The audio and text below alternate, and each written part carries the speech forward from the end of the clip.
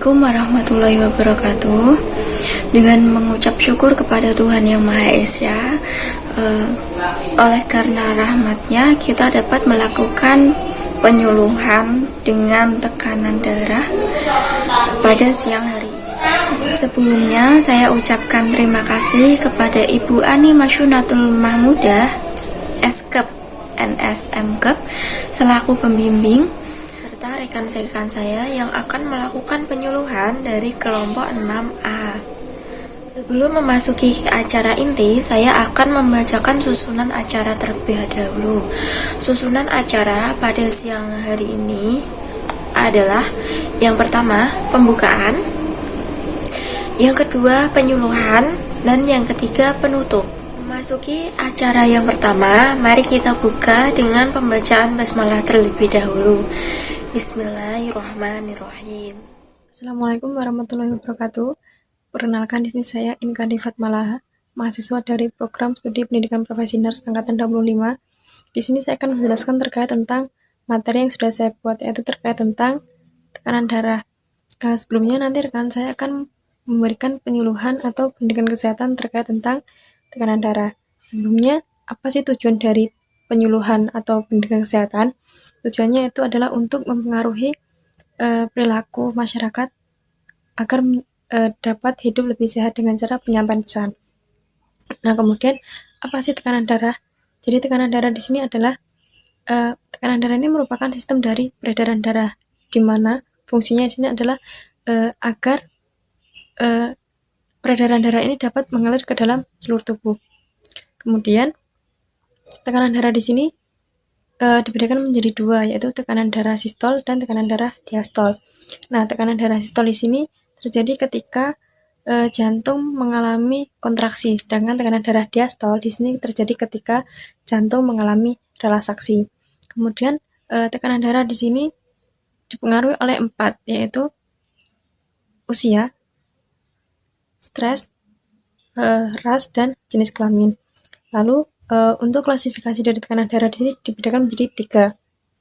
Yang pertama itu tekanan darah rendah atau hipotensi, kemudian tekanan darah normal, dan tekanan darah tinggi atau hipertensi. Nah, hipotensi sendiri di sini adalah tekanan darah di mana terjadi penurunan pada sistolnya, yaitu terjadi penurunan sekitar 20-30%. Kalau misalnya di tekanan darah normalnya sistolnya ini 120, maka di hipotensi atau tekanan darah rendah ini sistolnya sekitar 100 mmHg. Kemudian untuk tekanan darah normal, yaitu tadi sudah dijelaskan, sistolnya 120 dan diastolnya 80 atau 120/80. Kemudian pada orang dewasa, anak-anak dan bayi ini terdapat perbedaan untuk normalnya tekanan darah. Kemudian yang tekanan darah tinggi atau hipertensi di sini terjadi kenaikan pada sistolnya, yaitu sekitar di atas 140. Di atas 140, kemudian untuk diastolnya di atas 90. Itu. Kemudian untuk hipotensi di sini tanda gejalanya biasanya pasien yang mengalami hipotensi dia akan mengalami pusing, mual, lemas, dan pandangannya kabur. Kemudian apa yang harus dilakukan seseorang ketika mengalami hipotensi? Ketika seseorang mengalami hipotensi, semua kegiatannya dihentikan terlebih dahulu atau istirahat. Kemudian dianjurkan untuk memperbanyak konsumsi air putih.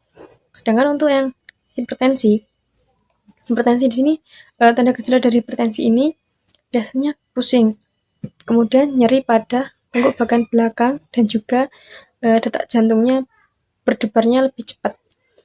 Terus untuk penanganan dari hipertensi ini biasanya pasien atau seseorang ini dianjurkan untuk diet garam atau rendah garam.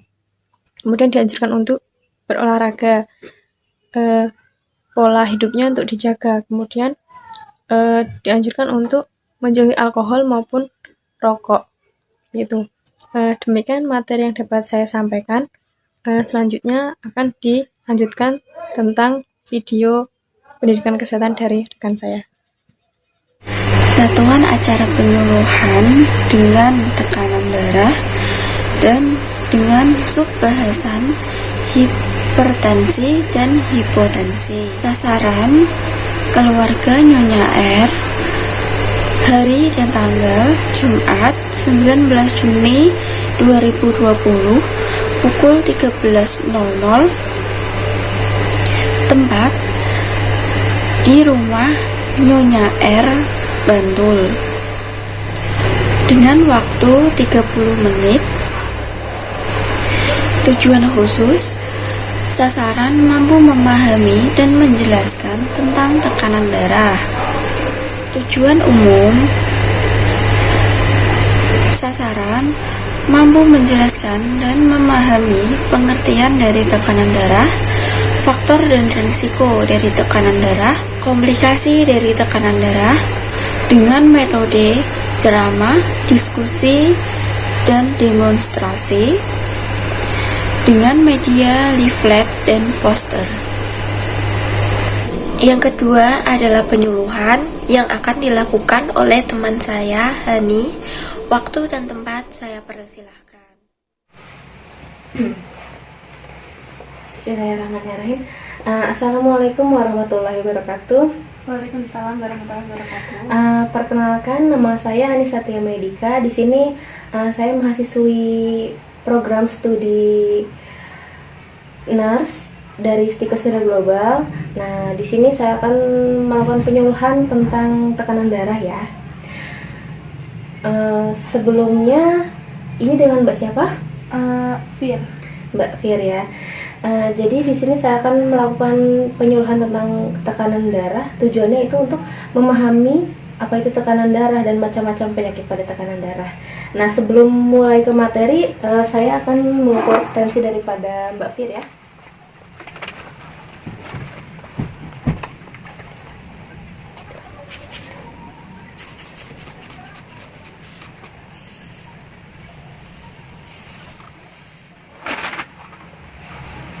Jadi hasil tekanan darahnya itu 90/60 ya. Ini biasanya disebut hipotensi. Di sini saya memerlukan waktu sekitar 15 menit. Apakah Mbak Fir bersedia? Bersedia. Oke, baiklah. Pertama saya akan menjelaskan tentang hipertensi ya. Sebelum kita menjelaskan tentang penyakit-penyakit pada darah, pada tekanan darah, kita harus mengetahui apa sih tekanan darah itu sendiri. Nah, jadi tekanan darah itu merupakan kekuatan pompaan darah pada pembuluh darah ya. Ada sistol, ada diastol. Biasanya sistol itu lebih besar daripada diastol. Nah, penyakit-penyakitnya itu ada dua, ada hipertensi dan hipotensi. Yang pertama kita akan membahas tentang hipertensi terlebih dahulu. Nah, apa sih hipertensi? Nah, jadi hipertensi itu merupakan tekanan darah yang lebih dari normal ya, biasanya di atas 140/90. Itu udah dikatakan hipertensi. Apa sih faktor risikonya?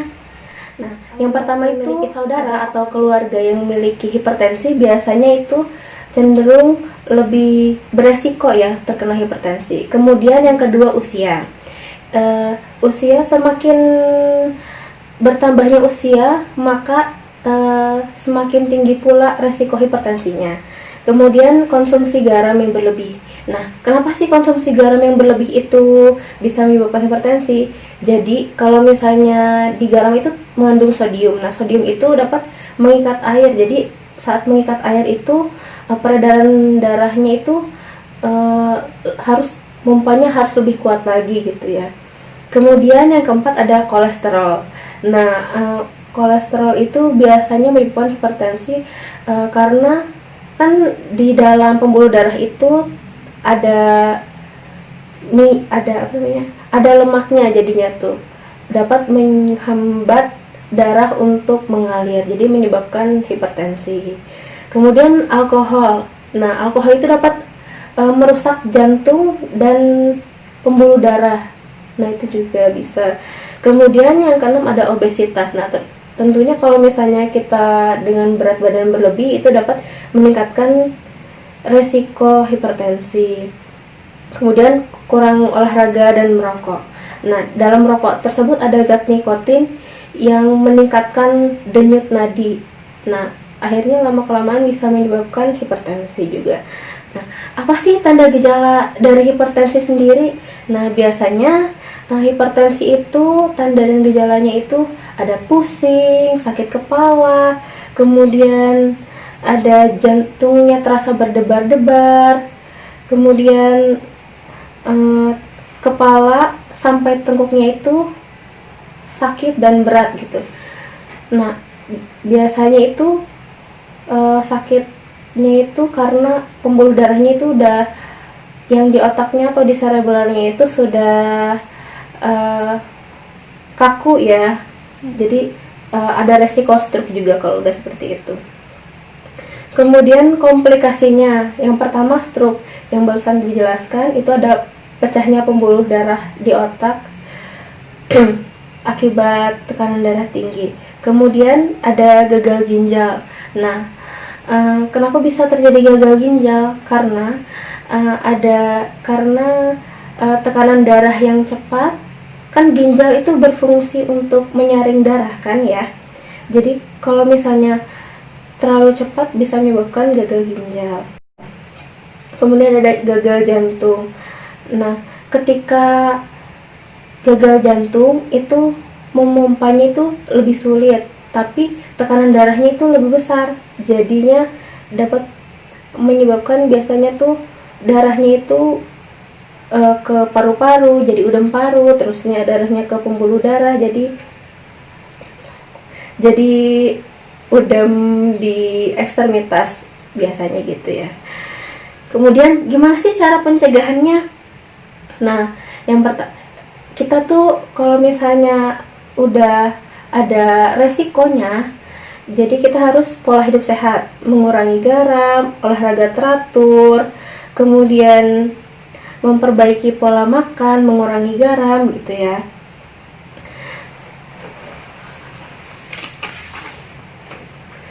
Kemudian kita masuk ke hipotensi. Nah, apa sih yang disebut hipotensi? Nah, jadi hipotensi itu biasanya kondisi tekanan darah itu kurang dari normal. Biasanya 90/60 atau di bawahnya dari itu disebut hipotensi. Nah, faktor resikonya itu apa saja sih? Nah, faktor resikonya itu ada perubahan posisi ya. Yang pertama perubahan posisi. Nah, biasanya dari tidur ke duduk atau dari duduk ke berdiri itu kita dapat merasakan ada rasa pusing. Nah, itu biasanya ada tanda-tanda gejala hipotensi. Kemudian dehidrasi. Nah, dehidrasi itu dapat menyebabkan hipotensi, bisa kita lagi puasa atau lagi kurang minum atau diare, itu juga menyebabkan hipotensi. Kemudian efek obat. Nah, obat apa saja sih yang dapat menyebabkan hipotensi? Biasanya itu obat antidepresan sama antihipertensi. Kemudian anemia.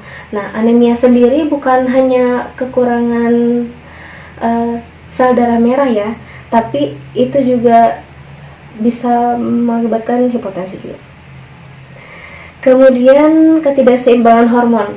Nah, ketidakseimbangan hormon itu biasanya awalnya dari penyakit. Nah, biasanya penyakitnya itu dari diabetes. Dari diabetes itu menyebabkan ketidakseimbangan hormon. Setelah menyebabkan ketidakseimbangan hormon itu kemudian menjadi terganggunya cairan elektrolit di dalam tubuh, kemudian menyebabkan hipotensi. Kemudian ada penyakit saraf, cedera, dan penyakit jantung. Nah, biasanya tanda dan gejala dari hipotensi tersebut biasanya pusing, lemas, kemudian kehilangan keseimbangan, atau bahkan juga bisa sampai pingsan. Nah, untuk komplikasinya, yang untuk hipotensi yang ringan itu biasanya cedera. Nah, kenapa sih bisa cedera? Nah, awalnya itu kan dari pusing, kehilangan keseimbangan, kemudian jatuh bisa jadi cedera. Kemudian kalau misalnya yang lebih parahnya itu dapat menyebabkan shock. Nah, itu karena karena kekurangan oksigen, tidak tersalurnya oksigen ke otak, dapat menyebabkan shock. Gimana sih caranya mencegah agar tidak hipotensi? Nah, jadi kita itu harus memenuhi kebutuhan cairan dan nutrisi, kemudian olahraga yang teratur dan istirahat yang cukup ya. Hindari istirahat terlalu larut malam. Nah, seperti itu saja penyuluhan dari saya. Sebelumnya ada yang ingin ditanyakan atau Berarti tadi saya itu hipotensi ya Mbak? iya, hipotensi betul. Kalau normalnya itu berapa ya Mbak? Kalau normalnya itu biasanya 120 sampai 140. Nah, ada yang ingin ditanyakan lagi? Berarti kalau saya biasanya habis tidur bangun terus pusing berarti normal? Maksudnya normal karena darah saya rendah gitu ya Mbak? Atau Jadi kalau misalnya udah punya resiko hipotensi, biasakan kalau misalnya habis tidur tuh pelan-pelan bangunnya gitu ya, dan juga cukup air minum agar tidak dehidrasi gitu. Ada yang ingin ditanyakan lagi? cukup? Jadi sebelum kita akhiri, saya ingin mengevaluasi kepada Mbak, menanyakan tentang tekanan darah ya. Saya punya pertanyaan, apa sih penyakit-penyakit pada tekanan darah? Hipertensi dan hipotensi. Oh iya, bagus sekali Mbak, sudah benar sekali ya, dan tadi bagus sekali sudah menyimak dari awal sampai akhir. Saya mohon maaf apabila ada salah kata. Kemudian semoga Mbak selalu sehat selalu ya. Amin. Sampai jumpa di waktu kemudian. Saya akhiri. Wassalamualaikum warahmatullahi wabarakatuh. Waalaikumsalam. Assalamualaikum warahmatullahi wabarakatuh. Saya Ratna Widyastuti dari kelompok 1. Di sini telah dilakukan pendidikan kesehatan terkait tekanan darah.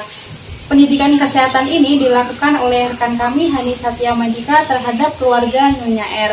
Nah, sebelum dilakukannya pendidikan kesehatan ini dilakukan pemeriksaan darah. Hasil dari pemeriksaan darah tersebut 90/60 mmHg, di mana pemeriksaan darah tersebut termasuk dalam kategori tekanan darah yang hipotensi. Nah, kemudian dilakukan pendidikan kesehatan yaitu tentang penyebab, tanda gejala, komplikasi, serta cara penanganan hipotensi. Nah, sangat antusias Nyonya R dalam mengikuti pendidikan kesehatan. Terbukti dari Nyonya R mampu menjawab semua pertanyaan serta mampu menanyakan hal-hal yang belum diketahui terkait hipotensi tersebut. Nah, kesimpulan dari pendidikan kesehatan yang kelompok 1 lakukan kali ini cukup berhasil, di mana Nyonya R mampu memahami terkait hipotensi tersebut serta cara penanganannya. Nah, sekian dari presentasi dari kelompok 1. Ada kurang dan lebihnya saya mohon maaf. Wassalamualaikum warahmatullahi wabarakatuh.